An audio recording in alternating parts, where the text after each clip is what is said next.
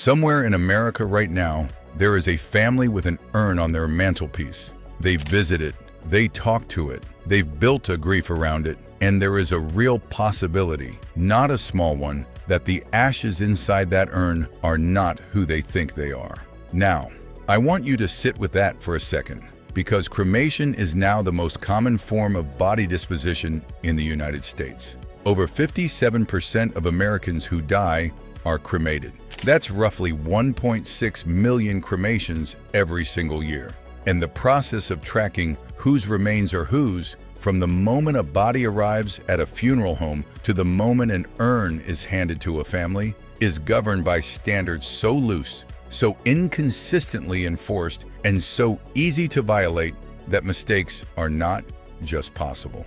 They are inevitable. Let me walk you through what's supposed to happen during cremation, and then we'll talk about what actually happens. When a body arrives at a cremation facility, it should be tagged with an identification system. Most legitimate facilities use a metal identification disc, a small numbered tag that stays with the body and survives the cremation process.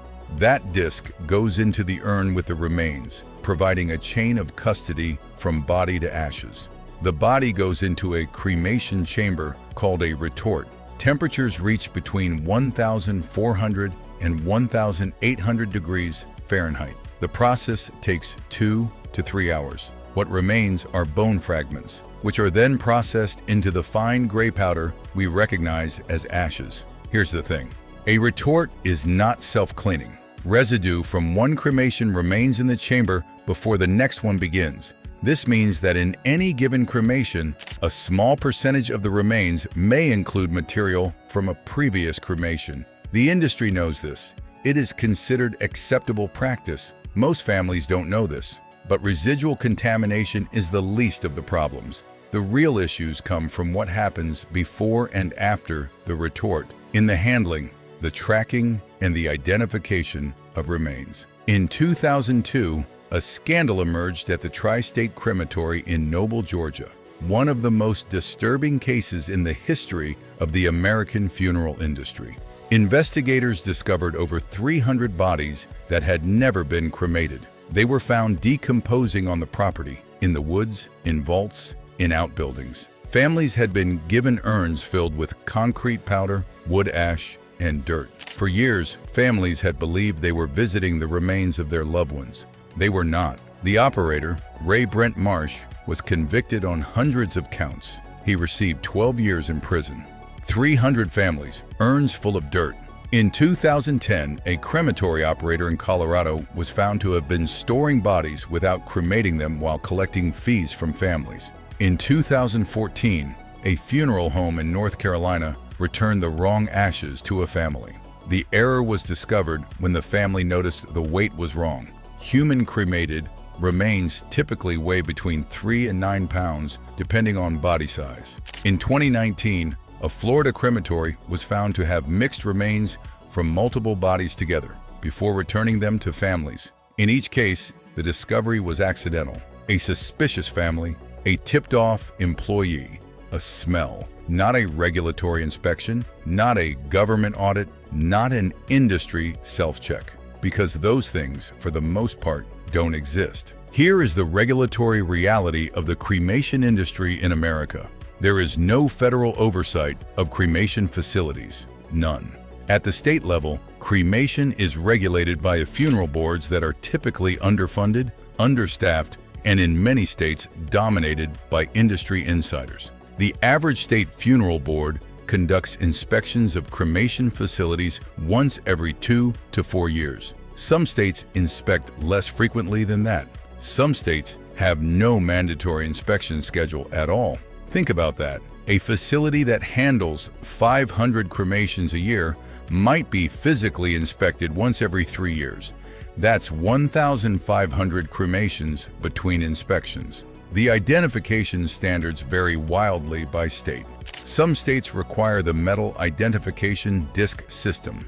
Others simply require reasonable measures to identify remains, a standard so vague it is essentially unenforceable. There is no national database of cremation errors. No mandatory reporting system, no centralized tracking of complaints.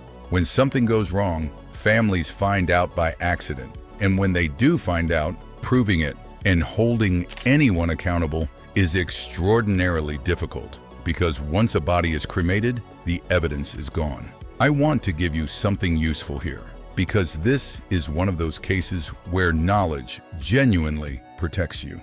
Before you choose a cremation provider, ask specifically, do you use a metal identification disc that travels with the body through the cremation process? A legitimate, professional operation will say yes immediately. Hesitation or vagueness is a red flag. Ask about witness cremation. Many cremation facilities offer the option of being present when the body is placed in the retort. This is the single strongest guarantee that you are receiving the right remains. Check the weight. Human cremated remains typically weigh between 3 and 9 pounds for an adult. If what you receive seems significantly lighter, ask questions. Check your state's cremation regulations. Your state funeral board's website will tell you what identification standards are required, and choose a facility that is certified by the Cremation Association of North America. It's not a guarantee, but it's a meaningful signal. Cremation became the majority form of body disposition in America in 2015, and yet the regulatory framework governing it was largely designed for an era when burial was the norm. Most cremation providers are ethical. Most families receive the right remains. I want to be clear about that, but most is not all. And in an industry handling 1.6 million cremations a year, even a small error rate represents thousands of families with urns full of the wrong person. That's not acceptable, and it doesn't have to be this way. Next week on Coffin Ledger, we're looking at the $15,000 coffin, how the funeral industry uses grief, time pressure, and strategic showroom design to extract maximum money from families at their lowest moment. Subscribe. Share this with someone you love, because this is information people need before they need it. This is Coffin Ledger.